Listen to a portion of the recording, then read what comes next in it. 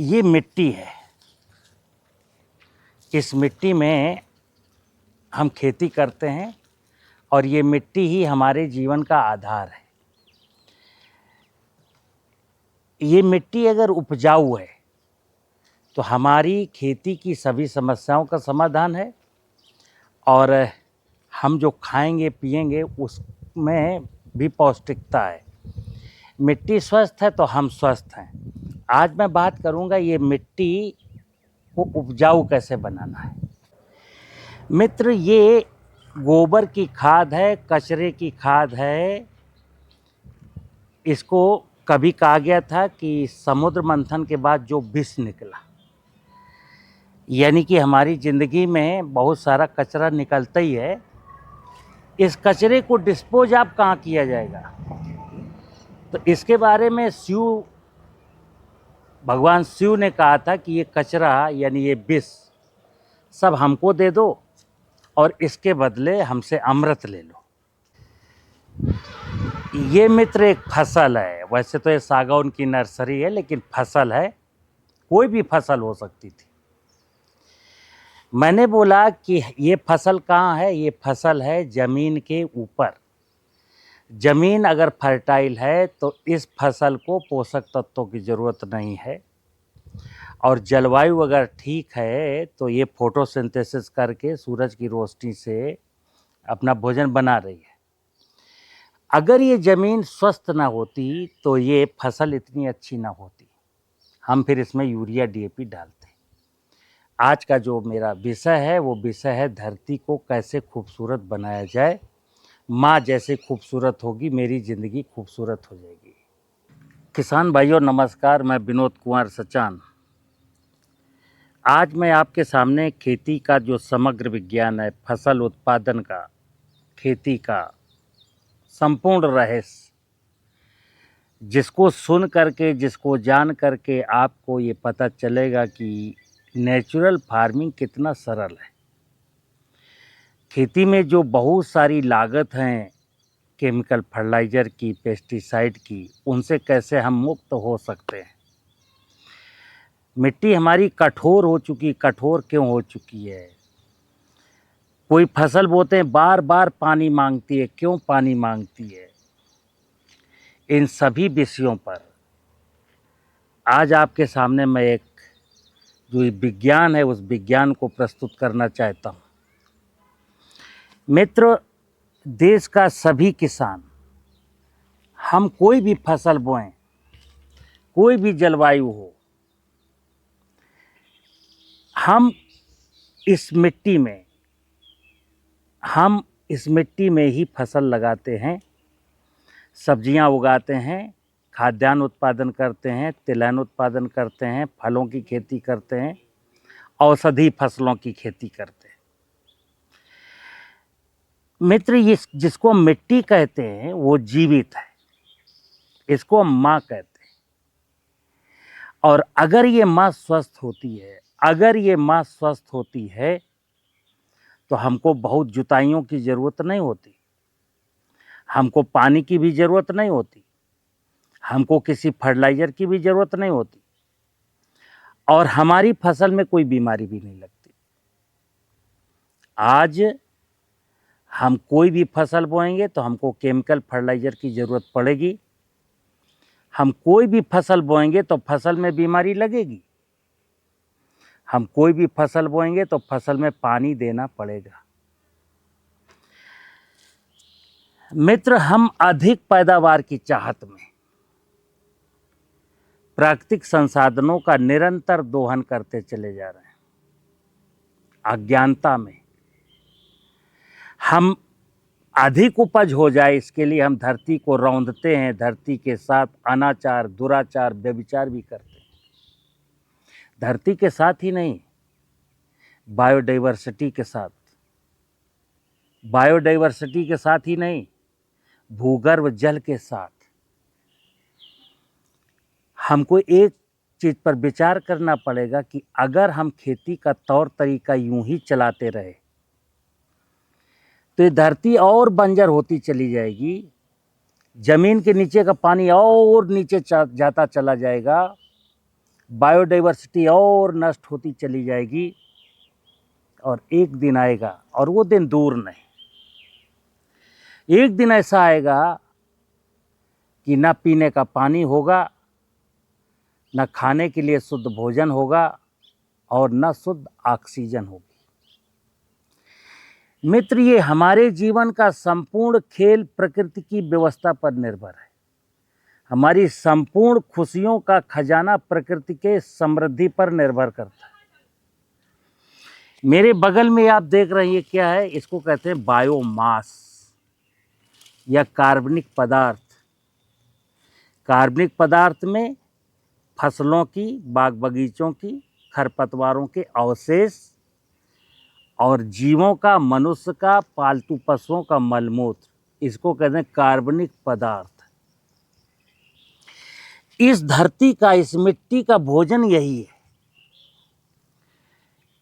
लेकिन आधुनिक कृषि तकनीकियों ने या मेरी अज्ञानता ने इस धरती का भोजन urea, DAP, potash, zinc, sulphur को समझा, और इंडस्ट्री वालों का कारोबार चला।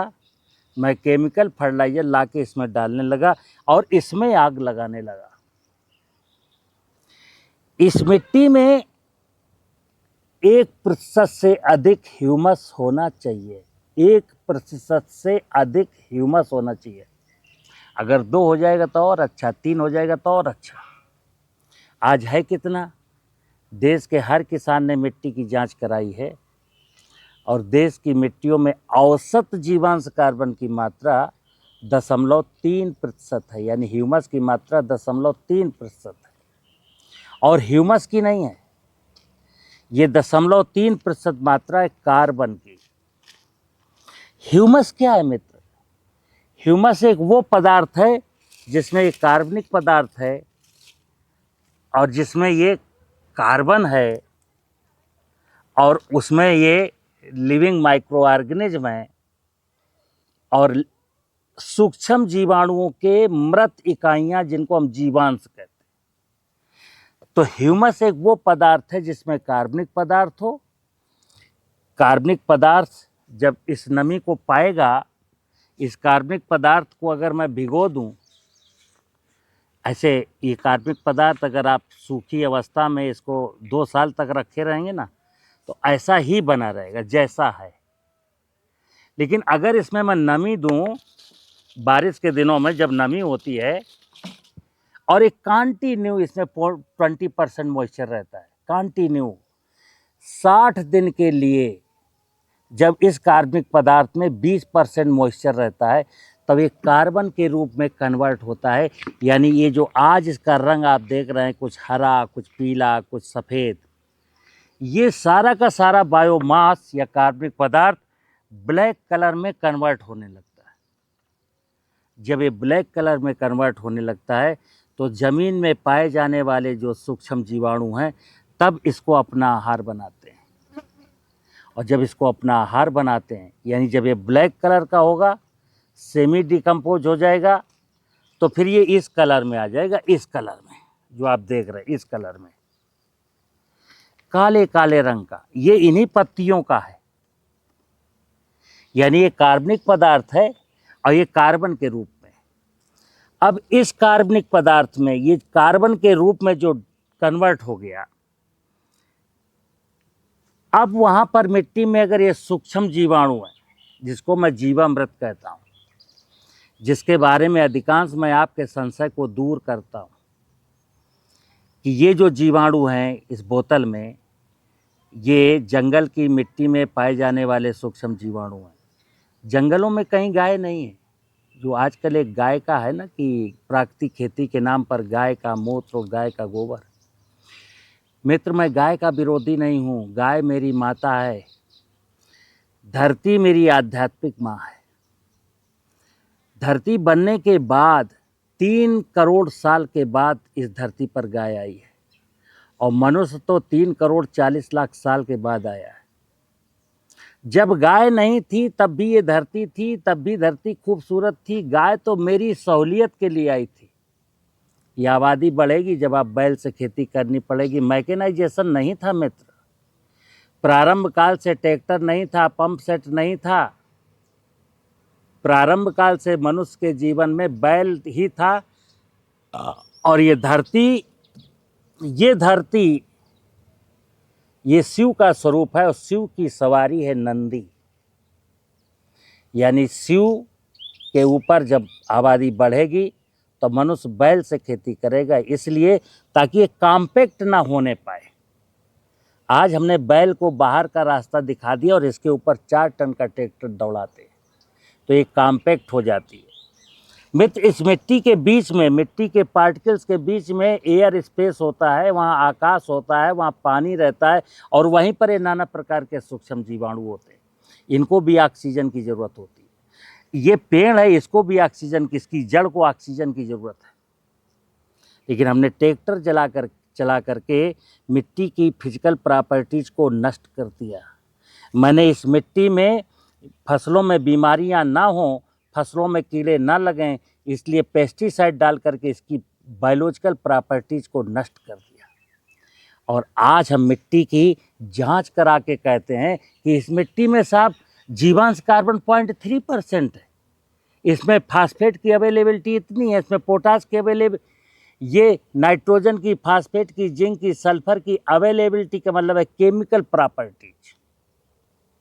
जब इस सॉइल की बायोलॉजिकल प्रॉपर्टीज आपने पेस्टिसाइड डाल करके ख़त्म कर दी और जब इस सॉइल की फिजिकल प्रॉपर्टीज आपने मैकेनाइजेशन को अपना करके ख़त्म कर दी, तो फिर केमिकल प्रॉपर्टीज कैसे अच्छी होंगी सॉइल की? क्योंकि मैंने बोला कि अगर किसी सॉइल में ये कार्बनिक पदार्थ नहीं है, अगर किसी मिट्टी में नमी नहीं है, अगर नमी नहीं रहती तो ये कार्बनिक पदार्थ जो है कार्बन के रूप में नहीं आएगा। और अगर ये कार्बन के रूप में आ गया, बरसात के सीजन में नमी रही और कार्बन के रूप में आ गया और सूक्ष्म जीवाणु नहीं है तो जीवांश बनेगा नहीं। तो कार्बन बना भी रहेगा आपकी मिट्टी में, लेकिन फसल, ये पौधा कभी कार्बन नहीं खाता, इसकी जड़ कार्बन नहीं लेती, इसकी जो जड़ है वो जीवांश लेती है, जीवांश। आज की तारीख में हम देश के बहुत सारे किसान हैं और प्राकृतिक खेती की बात चल रही है और प्राकृतिक खेती के नाम पर लोग किसानों को गुमराह कर रहे हैं। कोई फिटकरी बता रहा है, कोई हींग का स्प्रे बता रहा है, कोई मिट्टी का स्प्रे बता रहा है। मित्र, खेती में जादू टोने का कि ये जीवामृत डालिए। ये जीवामृत जंगलों से लाई गई मिट्टी का बनाया हुआ जीवामृत है। मेरे यहाँ से आकर के हजारों लोग ले गए।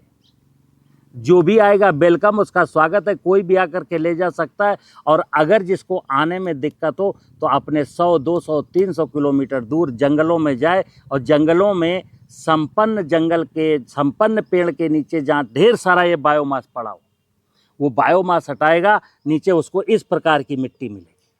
ये कार्बन है, इसमें नाना प्रकार के लाभदायक जीवाणु हैं।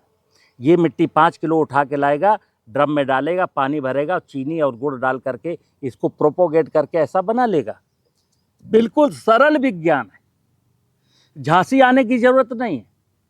जो नज़दीक हैं, जिनको जंगल नहीं मिल रहा है, वो झांसी आ जाए, और नहीं तो सब लोग जंगल जाएं और जंगल जाके मिट्टी लाके जीवामृत बनाए। बिल्कुल सरल विधि है। मिट्टी लाएंगे, 5 किलो मिट्टी ड्रम में डालेंगे, 200 लीटर पानी भर देंगे और 60 दिन में जीवामृत बनेगा। 55 से 60 दिन में। ज़्यादा मिट्टी डाल देंगे तो 35 दिन में बनेगा, और ज़्यादा 20 किलो मिट्टी से 200 लीटर बनाना चाहेंगे तो 25 दिन में बनेगा। कई किसान पूछते हैं साहब हमको जल्दी बनाना है, कैसे बनाएं? जीवाणु ज़्यादा होंगे तो दही जल्दी जमेगा, जीवाणु कम होंगे तो दही बनने में टाइम लगेगा। सिंपल सी प्रक्रिया। मित्र, इस मिट्टी में जीवांश कार्बन बढ़ाना है, ह्यूमस बढ़ाना। ह्यूमस बढ़ाने के लिए जैसे मैं बोलता हूँ, ये मान लेते हैं 1 हेक्टेयर की मिट्टी है। 1 हेक्टेयर की मिट्टी का वजन होता है 20,000 कुंटल। 20,000 कुंटल मिट्टी में अगर ये 350 कुंटल कार्बनिक पदार्थ, शुष्क कार्बनिक पदार्थ डालेंगे, 350 कुंटल, तो इससे 350 कुंटल से कार्बन बनेगा 200 कुंटल, और 200 कुंटल कार्बन में जब ये माइक्रो ऑर्गेनिज्म होंगे तो आपको 20 कुंटल हर साल भोजन देगी ये जमीन। मतलब हमारी फसलों को 20 कुंटल न्यूट्रिशन मिलेगा जमीन से पूरे साल। अभी हम कितना देते हैं? 4 quintal, 5 quintal, 6 quintal urea, DAP, potash तो देते हैं। ये जो जीवांश से, जो ह्यूमस से हमको भोजन मिलेगा, उसमें सारे पोषक तत्व होंगे। और अदरवाइज आप इस फसल में, कोई टमाटर में, केला में, अंगूर में, गेहूं में, चने में, मटर में क्या देते हैं? नाइट्रोजन, फास्फोरस और पोटाश। फिर कहते हैं साहब भोजन में स्वाद नहीं है, भोजन में पौष्टिकता नहीं है। कहाँ से आएगी भोजन में पौष्टिकता जब उस फसल में केवल नाइट्रोजन, फास्फोरस, पोटाश है? आयरन नहीं है, जिंक नहीं है, मैग्नीज नहीं है, मैग्नीशियम नहीं है, बोरोन नहीं है, कॉपर नहीं है। तभी तो इंसान को सप्लीमेंट्री फूड खाने की ज़रूरत पड़ रही है, तभी तो इंसान बीमार हो रहा है। तो एक तो फसल में, हमारी खाद्य सामग्रियों में सारे पोषक तत्व तो नहीं है, दूसरा ऊपर से पेस्टिसाइड ये कंटामिनेशन है।